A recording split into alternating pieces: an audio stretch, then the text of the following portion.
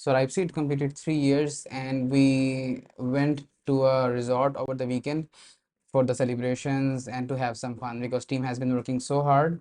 And this year was challenging, exciting, better for the company, for the business as well. So yeah, I just wanted to record this one. I shared a short video over the weekend on my LinkedIn and TikTok. So you guys might have seen that, might have not seen that. So this video is more of a detailed one. I just have some random thoughts that I'm trying to just add to this video just to document it and to share it with anyone who might find it useful. Maybe, maybe not. So yeah. So basically, I mean, this year we started with around 28 or to 30 team members.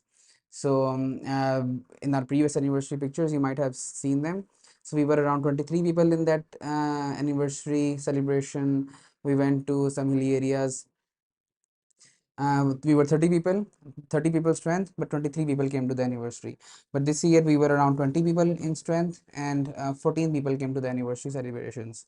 Rest of them had some, I mean, it was weekend, so I respect everyone's time who attended the celebrations. So, I mean, we scaled down from 28 to 20 basically, and I will get into the reasons of why. But basically, I mean, we started off great. The year started great. There were some news of recession, some, and these things happen all the time. Like, and there is always a news for recession. There is always like some cycle bursting, some cycle emerging, and stuff like that. So we started good. We started decently good. The team size was increasing. We had the capacity to onboard new team members, but soon after we started facing some challenges. So some of those challenges were the inefficiencies in the systems. So we found that we have came up with some kind of layers in the company, and those layers need to be optimized. So every person, because we are a small company, so every person has to be productive. Every person has to give the best that they can give. So near the end of the year, we were facing quite a few challenges. I mean, it was the revenue was going down, the profitability was shrinking, the risk factor was increasing a lot, and like we could not understand like what is happening wrong. There were some clients we were working with. The closing clients was trickier. We could not close more clients, so something was wrong, but we could not identify what was wrong actually. In about December and January, I started looking into deep into the sales and into the closing process. So what I figured out was, and the sales process was declining. The quality of sales, the quality of outreach was declining. So that was first part that I jumped in and I decided to just fix that. I started looking into the things which were going well, things which were not going very well. I had one-on-one meetings with our salespeople. I had discussions with them, and there is some concerns that the new technologies were coming in, and they had not enough information about the new technologies. We had completed a lot of projects, but they did not know which project aligns with which technology, right? So then I came up with a complete document. We use Notion for everything. I just came up with a complete document, and in that document, I just added all of our projects, the technologies that those projects belong to, and what that project particularly does. So whenever we have to outreach to some new client, we can just share the relevant link to that project. So that is how we improved our sales process. The next thing that needed improvement was the uh, closing. So even though sales were coming in, but the closing was kind of declining. So I looked into that, and it seemed like we were not responding to clients uh, in the right amount of time. Sometimes the response time to the new prospects was too long. So I jumped into that as well. Once again, we had some meetings with the team. We defined some KPIs that if a new lead comes in, that lead needs to be responded within the 30 minutes or maximum an hour, right? Because we were mostly reliant on Upwork. So on Upwork, the leads are hot, so they are waiting for replies. You have to act fast if you want to close them. So that is another thing that we fixed. Then there was one more thing. Like last year in August or October, I went to Dubai for the first time to attend some networking events, to meet people and everything. Over there, I met someone and I talked to them and I just told them our problem, that we are just reliant on Upwork right now. We want to do some inbound and see how we can improve our visibility. So he looked into my LinkedIn account, my our company LinkedIn account, and he said, even if you guys are posting relevant content, but a lot of the content that you guys are posting is not relevant to the clients. Clients don't care about that. Clients don't care about the birthday parties, the anniversaries, the new people joining in. I mean, these posts are fine, one or two posts a month maybe, that's okay, but you don't need to do these things very often. So, I mean, that was awesome. The guy who recommended me was Randy Gad. I just wanted to give him a shout out since he helped me. So, thanks a lot, Randy. So, based on Randy's suggestion, we changed the complete content strategy of our page. So, now if you just go to our page and just scroll through it, you can see most of the posts that we do are client oriented. So, they might not matter to you if you are not a prospect, but if you are a client, you can see what capabilities do we have. You can see the kind of technologies, the kind of expertise we have, what kind of projects we are delivering, and which team members work on which projects. We add pictures of our team members as well for better personalization. So that is another thing that we fixed in the last year. We changed the content strategy of our LinkedIn. We are still working on it. We still want to improve it and be more consistent with our content on our LinkedIn page and our other social media profiles of the company. But yeah, this is another thing we fixed. Then came the end of the year in December, January. Things were slowing down a lot. We had the team strength of 30 at that time, maybe around 28 or 27. A few people left here and there. So, but things were slowing down. We could not understand what the issues were. We could not understand uh, why we are not able to solve the sales challenges and why some team members are not being productive. Most of the time, if some team member is not productive, it's your mistake. It's not the team member's mistake. It's your job to make sure everyone is performing at it at their best. It's your job to make sure everyone knows what they need to do. So some things were our fault as well. I would say most of the things were our fault and they needed to be fixed from our side. So we had to take some hard decisions at that time. That was the first time in our company's history that we had to just let some people go. We had multiple meetings with them. We told them there were some performance issues, some things were not working from our side, some things were not working from their side, and it's hard. Um, Letting people go who you have worked with for more than a year, you have established a good relationship with them, it's very hard, but it's crucial as well. This is what I learned. You have to make some hard decisions, you have to make some hard choices. If you don't make those hard decisions, then ultimately the whole ship sinks. So you either let some people off the ship or you let the whole ship sink.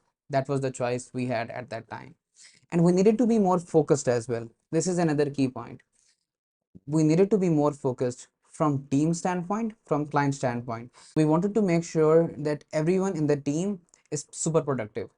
We wanted to make sure that people are learning new things. If there are some issues, we help them fix it and we make them productive. So a lot of our team members improved a lot in terms of their own personal productivity, but sales were still slowing down. So we have some very good clients and those clients are kind of my mentor as well. So I had some discussions with them. One of them was Sahir, one of them was Justin. So I had discussions with them. They recommended a few things about personal branding, about building systems and improving processes. So these guys helped. And then I met with a few industry leaders like Umair Javed from Tkxel. He guided me a lot. I mean, a lot. I reached out to him just to seek help because we were facing some issues, some challenges with the sales as well. So I asked him, what should we do to improve our sales? And his answer was very simple. I mean, every other person who has not been in the industry just recommends you to do something that you are not already doing, right? But his answer was just double down on what you are already doing, which was Upwork. His answer was, if you have been able to close some clients with a certain set of expense on Upwork, then just double down on that. So, and what I learned from it was I need to double down on that. Plus, I need to double down on existing clients as well. So that happened, and I am a big fan of watching podcasts as well. So a new podcast started coming up from Ehmad Zubair. A huge shout out to him. He is doing an awesome work. So I watched one podcast from them, and in that podcast, they mentioned multiple methods, multiple processes, and packages we can offer to our clients for long term support. So that clicked. I reached out to some existing clients, offered them those packages, and some of our existing clients who we were working with for a long time, all of them started becoming a longer term contractual clients. So we signed multiple months of contracts with them, and if they have to leave, they will give us 1 month notice beforehand. So now, previously, when we had no predictability at all, anyone could leave at any time. We started getting some kind of predictability. We could predict that, okay, this month we will have this much of revenue at least. Okay. So, and this had never happened before. This kind of predictability was never there before. And that we knew how much revenue we can expect some month. I mean, we operated for 2 complete years, almost 2.5 complete years without this kind of predictability. So this needed to be in place from the very beginning, but we all learned from the hard times. So this is what we learned, and I mean, it proved pivotal for us. uh, we started good in the beginning of the year, which I mean beginning of the year when the company started, which is July 27th. We started good at a time. Then in the middle of the year in December, we were not doing very well. Things were not doing good. The sales were not doing good. The processes were not that good. We faced those issues, and those issues pushed us to look for solutions. If those issues never happened, if we had good enough revenue, then we still might have never had this kind of predictability that we have today. Right now, we have predictability of about 50% or a bit more than 50% of our revenue, which, and this kind of predictability was never there before. I mean, and this is amazing. This can help us scale. With this kind of predictability, we can make some decisions, we can do some experiments, and we are already doing some experiments. Like, we hired a sales agency and they are helping us with the email outreach. Then we are doing some experimentation with the content on our socials. I started this video content myself, and a lot of factors played a role into all of these things. Like, this content was inspired by a video I watched of Alex Hermosi. I'll just add a screenshot for that over there or over there. We also improved our engineering processes. So our engineering processes were kind of scattered. In some projects, we were delivering amazing quality of work. The project was very organized and stuff like that. But in some projects, the organization was not there. So what we did was we made sure that all projects are handled with the same process. The peer reviews became very critical, no matter if the project had one engineer working on it or multiple engineers working on it.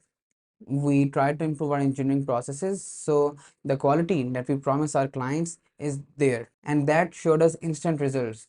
Our clients became really happy with the quality and with the processes that they were seeing in the place. That was great. That was great for us. So yeah, I think I just wanted to cover all of my random thoughts in a single video. I tried a different format, so different camera angle, different device. Previously, I used to capture videos with the camera, with the DSLR, and now I'm capturing it with the iPhone in a different setup. Let me know if this is better, if this form, this kind of content, this kind of length is good enough, if the information was redundant, repetitive. Because if I am producing content, it should be valuable and easier to watch for the audience as well. So let me know if this kind of setup is good, or if the previous format with the camera is better. And this video is going to be long form as well than all of the existing videos. So, and there were some requests for long form videos as well, and I wanted to make a more candid, more unplanned video.